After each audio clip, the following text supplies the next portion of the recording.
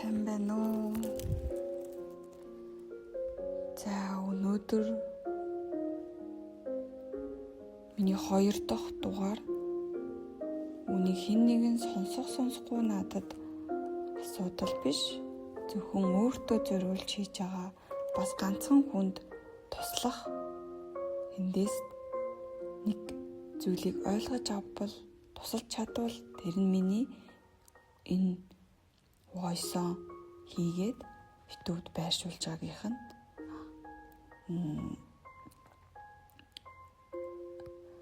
тусна гарч байгаа ийм зүйл болохоор би өөртөө хэд өндөр ачаалал хүлээлт өсөхгүйгээр зүгээр л биччихээн.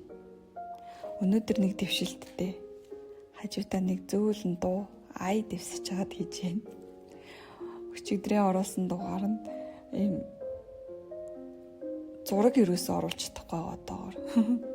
Ухаалага. Тэгээд бас сайн мэдгүй. Тэгээд ер нь хүн альва юмыг ингээд шууд бэлэн угаасаа мэдгүй. Тэг хийж үцээрээ багаар ахиад тэр нь ингээд чадвар болдог шиг. Би энийг хийж чадахгүй юм чи ингээл хоошоо суугаал идэг хүмүүс байдаг штеп. Би өөрөө бас яг тийм байсан байхгүй юу? Хүмүүс ингээл за ютубер гэдэг зүйл бол ердөөсөө биш. Би зүгээр өөрийнхөө сэтгэл зүйтэй ажиллаж байгаа учраас надад тааламжтай ярих шаардлага байгаа учраас л үнийг хийж байгаа. Тэгэхээр миний ярих гэдэг жишээ нь ингээд ямар нэгэн хүн ютуб хийх гэдэг надад тийм камер хэрэгтэй, ийм мик хэрэгтэй. Тэгвэл би ингэвэл тэг чинь гэ дандаа юмыг хоошин тавьдаг. Би ч гэсэн яг тийм байсан. Өмнө нь би ингээд ярих хэрэгцээ шаардлага ингээд байгаагаа мэддэг байсан ч гэсэн ингээд зүгээр л ингээд ярих зүйл эсвэл ямар нэгэн гоё контент ч юм уу гоё хийж бүтээмэр ч юм уу те. Зүгээр эсвэл зүгээр рил ч юм уу. Ямар нэг юм хий. За зүгээр өөр жишээ. Зурыг одоо юу ч юм. Тэмдэглэл зүгээр хөтлөе. Эсвэл би тэр нэг хүнтэй уулзъя ч юм уу те. Ингэж хийхийн тулд дандаа ингээ юмыг за би тэгкээрээ тэгнэ ингээ хоошин тавьдаг. Инкээрээ тэрийгэ хий. Тэгсээр хагаад одоо аль нь ч миний гараас гараагүй байдаг ч юм уу те. Тийм байдалтай байсан. Тэгтэл одоо энэ зүйлийг би ингээ зүгээр ихлүүлээл зүгээр өөрийнхөө утасныхаа voice-ыг гаргаж ирээл улаан товчийг дараал ингээл яриад сууж байгаа нь өөрөө бүгдийг хоошлуулсаар байгаад өөртөөгөө ярилцаагүй үлдсэн одоо миний бүгдийг хоошлуулдаг байсан тэр зангаас минь болж би дотроо маш их юм бөхшл зүйлүүдийг тэгээд өөрийнхөө өсөж хөгжих боломжийг хаасан нь би өөрөө байгаа байхгүй юу? Байхгүй юу гэсэн чавар инээтэй санагдчихлаа. Тийм. Түн шиг одоо би ийм юмтай болохоор тийм юмтай болохоор инкээрээ тэгэхээр гэдэг хойшлуулдаг зам маань надад бас их төгжээ болжээ гэдгийг ойлголоо. Тэгтэл одоо яах вэ? Зүгээр юу ч шаардлагагүйгээр дэрэгдээ лагаасаацсан байна. Тэмдэглэлийн дэвтэрнүүдээ өрөө тавьсан байна. Ингээд дуу тавьсан. Тэгээд өөрийнхөө тухтай орчин бүрдүүлээд зүгээр л суугаад энэ бүхнийг эхлүүлээд өөртөө ярилцаа сууж байна. Тэг би бас бодлоо л доо өнөөдөр тэгээ юу ярих вэ гэд.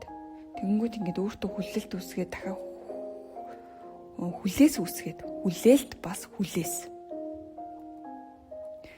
Юусе өмнө нь би яг тэгсээр байгаа л өөрийгөө баригдмал хайрцагн дотор хийснэ буцаад мэдэрч байгаа байхгүй юу. Тэгэхээр ямар ч төлөвлөгөө ямар нэгэн зүйл ердөөсөө энэ шаардлагагүй. Зүгээр л дахиад зүгээр суугаал улаан товчоо дараал зүгээр ингээм мэдрэмж яриа зүгээр одоо байгаа цагтаа оршиж зүгээр одоо би энэ дотроос юу гарч ирж байна вэ миний энэ дотоод сэтгэлээс миний амыг дагаж ямар үг аваа ямар утга зүгээр л орж ирж байна түүнийг л илэрхийлж суулгахыг хүсэж байна гэж байгаа шиг бас хэрвээ хин нэг энийг сонсож байгаа бол энэ үйлдэлийг бас хийгээд үзээрэй. Танд ч магадгүй ийм зүйлүүд үүсчихсэн өөрийгөө баригдмал хайрцагт байлгаад ямар нэгэн төлөвлөгөөний дагуу би ингээл ёстой. Ийм би төлөвлөсөн юм чин тэр үед би ингэн гэд ийм хэмжээ хугацаа заасан байна гэд өөрийгөө он удаан жил шахаж шаардаж явсараагаад өөрийн дотоод дуу хоолойг сонсохгүй өөр нийгмийн хэн нэгнийг үсгэрчихсэн дотоод тэр хүнийг хүүхдийг дуу хоолойг сонсохгүй түүнийг барьчихсан гадаад ертөнцийн хэн нэгнийг үсгчээд тэр хоёрын зөрчил дундаа туйлшраад тамирдаад учраа олохгүй яваан биш үз гэж л. Учир нь ингээд хүн ингээд хэцүү байгаад нэг л учраа олохгүй байгаад нэг л болж өгөхгүй байгаа мэдрэмж төрөөдөө тэр нь дотоод тэмцэл нь бас байдığım байлээ шүү. Өөрөө өөртөө хүн тэмцээд идэм билээ. Түүнийгээ ч мэддэггүй юм байлээ. Намайг ингээд дэлгэр анх сонсож байгаа юм шиг байж магадгүй. Гэтэ дахиад нэг ухаад бодоод үзээрэй. Дотоод тэмцэл хүн өөрөө өөртөө тэмцдэг. Дотоод би нь өөр зүйлийг хүсэж исэн. Магадгүй тэр яг хүн хүүхэд байх үедээ яг жинхэнэ өөрөөрөө байж чаддаг дийлэнхтэй. За баг хэсэгт нь бол бас хүүхэд байх ч ирэхгүй тийм өссөн хүмүүс бас байгаа. За магадгүй 10 хүртлээ. За болоо 7 нас хүртлээ ч юм уу те 5 нас хүртлээ. Яг тэр хүүхдийн жинхэнэ өгөгдөл жинхэнэ энэ ертөнцид ямар зүйлийг хийх гэж ямар өгөгдөл мэдрэмж сүнс оршихуугаар амьдрах гэж ирсэн тэр хүний өгөгдөл нь хүүхэд наснд бүтэн ингээд хэв шинжээрээ байж идэг. Тэр нь аяндаа өсөх явцдаа энэ нийгмийн тэ биднийг ингээд баригдаж нэг хайрцагт ингэх ёстой, тэгэх ёстой, имэл байх ёстой. Тэр хугацааны дараа энэ хүн ингэн тэгнэ гэдэг нөгөө сургууль цуурна тэдэн нас хүртэл төгсөөд оюутан болон тэгнэ түүний дараа заавал нэг ажилд орон дипломтой болоод тэр ажилд ажилласаар багаад нөгөө гэр бүлтэй болно тэр хугацаанд нөгөө байр машинтай болох ёстой 10 жилийнхэнтэй уулзна оюутныхантай уулзна тэгээд буцаж уулзаал ууж идэл нөгөө би ийм ажилттай яваа би ингэж яваа тэгж яваа гэдэг би биэндээ ингээд ухамсаргүйгээр ингээд харьцуулагдаад би биэндээ яриад энэ байдал бүгдийг ингээд хайрцаглах зүйл рүү ингээд оруулдаг. Гэтэл тэр хүн хүүхэд ах үе наснда энэ хайрцагуудыг юу ч мэдэхгүй жинхэнэ өөрийнхөө сул чөлөөтэй тэр чадамж өөрөө яах гэж ирсэн тэр утга учир нь тэндээ байж байдаг. Магадгүй яг тэр мэдрэмжээ ингээд бүтэн гаргаж чадсан хүмүүс бас байгаа. Бүтэн гаргаж чадаагүй түүнээсээ ингээд тэр мэдрэмжинд харагдаад хайрцагт ороод эхэлсэн чинь дотоод дуу хоолой гэдэг нь тэр дотоод тэр хүүхдийг л хэлээд байгаа юм болов уу гэж би бодож байгаа. Хэлээд байгаа юм гэж хэлгээс түрүүнтэй би хиндэж юу ч тулахгүй зүгээр би өөрийнхөө ойлголтоор л ярьж байгаа. Өөртөө бас ярьж байгаа. Магадгүй нэг хүн тусахгүй тэр нэг хүнд хандаж ярьж байгаа гэж яж болно тий. Тэгээд тэр дотоод дуу хоолой бол тэр энэ дэлхийд төрсөн тэр хүүхдээ штэ тэрний сүнсний мөн чанар нь байсан. Түүнийг нь харин энэ ертөнц одоо дэлхийн ертөнц ч өөрчлөгдөөд ингээ бүх юм технологиод айгу гоё болоод штэ. Гэхдээ бас энэ дахиад нэг сар талтай ч юм уу те. Тэр нь энэ сүнс хийж бүтээх гэж ирсэн яг тэр өгдлөөрөө биш түүнийг нь хааж хүн бүхэн ийм л байх юм шиг байна гэсэн тийм нэг адилхан бид нар яг нэг адилхан хэв шинжээр амьдраад байгааг анзаарсан уу? Бүгд 10 жилийн сургуульд орно. Бүгд яг нэг хайрцаглагддаг их сургуулиудын нэг мэрэгжлийн зүйлсүүдэд тэр зүрж орж хайрцаглагдаж яг адилхан юм хийн. Гэтэл яг энд төрж байгаа тэр хүмүүс тийм үү? За сүнс гэж ярихаас илүүтэй. За хүн бүгд дахин давтагдашгүй төлөвтэй, шин чанартай ирсэн байдал нь яг бүгдийг нэмж, бүгдийг багш, бүгдийг IT инженер. Бүгдийг одоо хэн байдгийг нэг тэр давтамжид ер нь дийлэнх нь оруулаад байна шүү дээ. Гэтэл тэр дотор маш нарийн нандин өгөгдөлтэй. Өөр зүгээр яах гэж ирсэн тий. Түүнийг олж илрүүлэл үнэхээр тэр дотоод хийх хүсэл зүйлээ олж мэдээд тэр давтамжаа мэдрээд тэгэхэд бол хүн үнэхээр дотоодоосоо үгээр хэлж илэрхийлэхэд би одоохондоо чадахгүй байна. Ямар ч гэсэн яваандаа илэрхийлж чадах байх. Яг одоогоор бол ямар ч гэсэн тэр давтамжаа олоод эхлүүл хүн нийгмийн баригдаж байгаа тэр хайрцагийн мэрэгжил ч юм уу те тэр хүн хүнээс өөрөөр ингээд байна гэдгийг мэдэрч байгаа байхгүй юу? Тэр чин дотоод дуу хоолой. Тэнгүүт тэр дотоод дуу хоолой ямар нэгэн нөгөө гадаад нийгмийн хайрцагт ингээ хийчихсэн. Бусдыг даган дуурайж амьдардаг. Тэг бусад яг яаж вэ? Түн шиг л байна гэдэг тийм малан сүрэг шиг. За муухай олчлаа sorry. Тийм байдалд ингээд оролцсон. Тэгэнгүүт дотоосоо цагийг тэмцэлтэй дэнэ гэдэг нь тэр ихгүй юу? Дотоод дуу хоолой үгүй штэ би энэ биш байсан. Би өөр гэд ингээд мэдрэмж мэдээллээр ингээд өөрт нь ингээд шууд бид нар шиг амаар ярихгүй штэ. Ямар нэг юм ингээд илэрхийлээд ангууд бид нар ингээд гаднаа ингээд амьдэрсэн. Ингэж л амьдрах хэвээр байр машин. Одоо нэг машины төлөө, одоо нэг байрны төлөө. За одоо нэг гадаад явах визний төлөө ч юм уу. Одоо нэг би энэний төлөө ингэндэ гэл тэрнийхээ төлөө ингээл өдрөө болго өглөө болго ингээл босох цагтаа босвол битүү ажиллаад ч юм уу те. Ингээд дотоод төр дуу хоолойг сонсох биш ингээд гадаад юм юунуудаа хэд автцсан.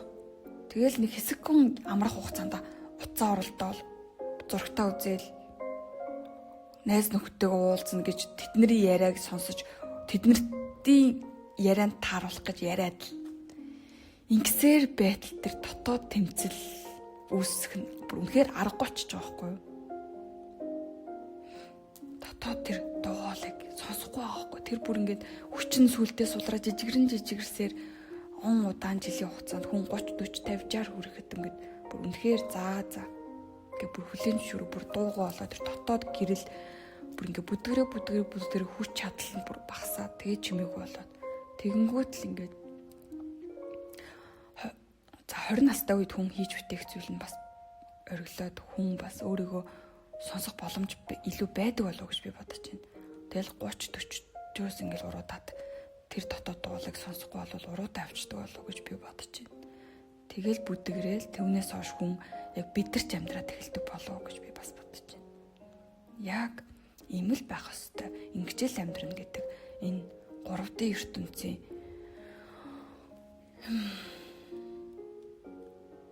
материаллык зүйлсд илүү автаад эхэлдэг болов уу? Материаллык үзэл бодолд уусцсан дотоод дуу хоолой бүр үнэхээр гацаан дуруу чимээгүй болоод амьсгалаа татчихдаг болов уу гэж би бодож байна.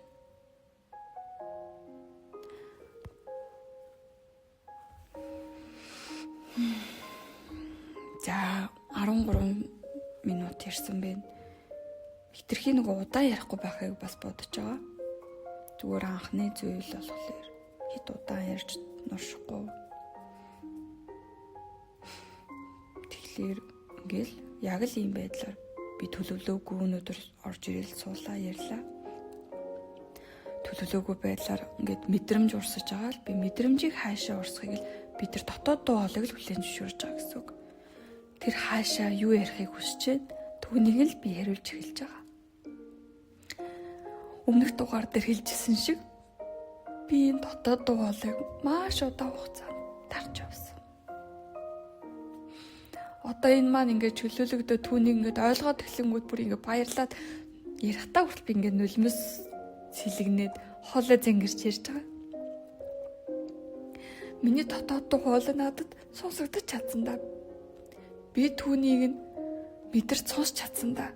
Бид хоёрын яг энэ цаг мөчийн энийг мэдэрч байгаадаа бид хоёр талаас ингээд талархалтай баяртай байгаа учраас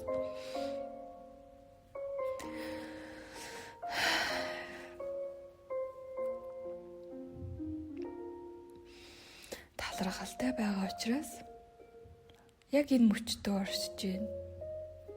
Энэ мөчийг мэдэрч байна. Дотоод дуу хоолойгоо би дээрээ мэдэрч байна. Ингээд бит хоёрын тэмцэл яасан баг нь зогссон гэсэн. Би битэйгээ тэмцэхэ болсон. Би нэгээ сонсож ойлгож эхэлсэн. Тийм учраас би энэ бүхнийг ингээд хийгээ сууж байна. Өмнө нь хэлсэн бол би бүр үнэхээр хэд баригдмал үзэлтэй юу яриад байгаа юм бэ? Би яг ингээд хүн ингээ яриа суучсан бол ямар мэдрэл галзуу солиод тийм бэ л гэж бодно. Яг ийм бохгүй юу? Материалын ертөнцийн үзэл бодол бидрийг ийм хатуу болгоцсон.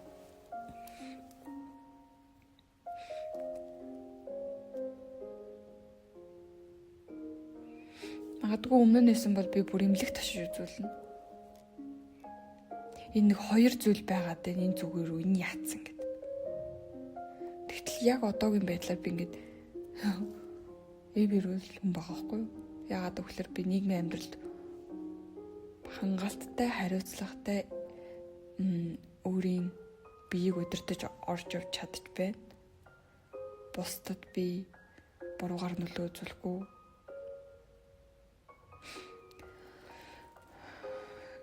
Гэдэг нь одоо эхний хэв шинжтэй. Тэгэхээр би өмнө нэсэн бол энэ бүр үнэхээр галзуу нэг өдрийн тэмдэглэл гэх байсан. Гэтэл ийм биш юм байна гэдгийг миний хатуу материаллык үзлэлийн уул сур байсан байна гэдгийг одоо анзаараа чөлөөлөө тавьж байгаагийн хувьд хүн ч гэсэн энэ зүйлийг ингэж ойлгож сул тавьж авах үзэл бодлын зай хүртэл хэрэгтэй байд юм байна гэдгийг ойлгож авснаас хойш дотоод бигээ зөвшөөрж ингээд тэмцэл багасаад ирэх үед өөрөө өөртөө дотоодтойгоо тэмцэл багасаад ирэх үед хүний амьдралд ямар их эерэг өөрчлөлтүүд байж болдгийг хүний сэтгэл зүйдч тэр бие дээрч тэр гэр бүлтэйгээ харилцах харилцаанд ч тэр бусдад нөлөөлөх өөрийгөө үнэлэмж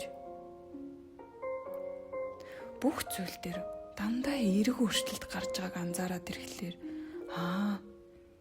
ийм зүйл энэ юм байна гэд хүлээн зөвшөөрөх орон зайнууд ингээд томроод тэнд зай гараад эхэлт юм байна. Хит материаллык хатуу үзэлд ингээд зай гарч сууж эхэлдэг. Тэр зайд зай талбайг юу нь яаж ашигладаг вэ? Одоо ингээд нэг өрөө бай гэж төсөөлөе л дөө. Тэр дотоод орон зайг. Тэгтэл өмнө нь тэр өрөөнд ингээд битүү ингээд бүр гიშг зайгүй хатуу материаллык үзэлээр ингээд бүгдийг өрөөд ингээд зэгслээ тавьсан бүр. Энэ юм байх хэвээр, тэр тийм байх хэвээр, энэ өнгө байх хэвээр, тэр хүмүүс юм чинь минийх ч гэсэн юм байх хэвээр гэдэг битүү өрөө тавьсан зайн дотор ингээд тэр дотор бүтэн ингээд хөлөөж игээд нуруугаа тэнэлгээд хэвтээд тех боломж байгаа юу? Мэдээж байхгүй. Тэр дотор ингээд үснээрээ гүйгээд эргэлдээд инээгээд ингээд бүм бороонд ингээд баярлаа цингээд гүйдэг нэг тийм бичлэг энэ байдаг та. Төсөөлөе зүгээр. Тэрүүн шиг энэ өрөөнд дотор ингээд бүр дураараа ингээд эрэх дураараа гүйж чадахгүй шүү дээ. Битүү юм өрөө тавьсан юм чи. Яг тэрүүн шиг баггүй юу? Дотоод тэмцлээ, дотоодоо ойлгосноос хойш тэр бүх ямар ч хэрэгцээгүй зарим зүйлсийг бүр ингээд өрөө шахаад тавьсан байсан. Тэгээд өрөөгөө сулалж эхэлсэн. Энэ зүйл ийм юм уу? За энэ хэрэггүй юм биш үү дээ. За энийг тэгвэл гаргачих гэд хүлээн зөвшөөрч байгаа байхгүй. Тэгээд хүлээн зөвшөөрөөд гаргаад тавьж байгаа. Тэр өөрөө хүртэл хүлээн зөвшөөрөөд тэрийг суллахад нь туслаад ингээд гаргаж явуулж байгаа байхгүй юу? Тэгсээр байгаа тэр өрөөг ингээд суллаад хэрэгтэй зүйлсүүдээ л хэдхэн зүйлээ авч үлдээд тухтай хэдэн зүйлээ л тавиад одоо энэ өрөөнд яах нь вэ? Орон зай үсээд эхэлсэн. Энэ дотор би дураараа гүйж чадна гэсэн үедээ би дураараа чангараад байгаа нуруугаа өвдөөдгаа хөлөөд дэлгэж агаад гараа ингээд дээш нүргэж байгаа би хангалттай би сунааж агаад сунаахлаар хүн бүтэн амьсгаа аваад би нэг тавираад нэг нулимс гардаг ч юм уу эсвэл нэг умтмаар ч юм шиг гоё болдог доо. Яг тэгээд надад энэ өрөөнд ингээд зай гарснаар би эндээс хэрэггүй зүйлсийг гаргацсан. Одоо би ирэх дураараа биеэ чөлөөлж чадчихээн тийм үү? Амарч чадчихээн, энэ дотор тухалж чадчихээн. Тэгчээд би ардан дахиад хэрэгтэй зүйлээ буцаагаад оруулах чадна. Зай гараад ирсэн бохгүй юу? Хэрэггүй зүйлийг оруулах хэрэгтэй билүүгээ бодож чадах би өөрийн гэсэн үнэлэмжтэй болсон гэсэн үг. Энэ дотор би хэрэгтэй зүйлийг буцааж хийж чадна. Хэрэггүй зүйлийг хэрэггүй гэд би үнэлцэгнээд гаргаж чадна. Гэх мэтчлэн. За, ер нь ингээ 20 минут л болоод дуусгая гэж бодож байгаа. Тэг өнөөдрийн хувьд яг нэг иймэрхүү сэдвээр ингээд өөрийгөө тухтай байлгаа, тухлуулаа, тухтай яриагаа хийчлээ. Би энэ яриаг ингээд тухтай яриа гэж нэрлэдэг юм уу гэж бодсон байхгүй юу? Яагаад гэвэл би ингээд яг хүссэн тухтай ингээд өөрийнхөө гэрийнхээ болон цудаг лагаасаагаад тухтай дэрээ тэврээд тухтай хайртай цэцэгнийхээ хажууд суугаад ингээд тухай бүрдүүлж агаад би өөрийн биений тухай бүрдүүлж агаад би энд яриаг хийдэг учраас би тухтай яриаг гэж нэрлэдэг юм билүү гэж бодсон. Миний channel-ийн нэр нь болохоор Божинбор. Намайг Божинбор гэж миний никнейм. Тэгээд тухтай яриа. Тухтай яриж гэж хэлж болно. Ер нь бол тухтай яриа. Би өөртөө яриул энэ тухтай яриа. Бусадтай би ярилцвал тухтай ярий гэд. Бусадтай би тухтай ярий гэдэг үгнээс энэ яриагаа тухтай яриаг тухтай ярий. Ийм нэртэй байж бас болох юм гэж бодлоо. За. Ингээд өнөөдрийн хувьд дүүрлээ. Баярлалаа баяртай.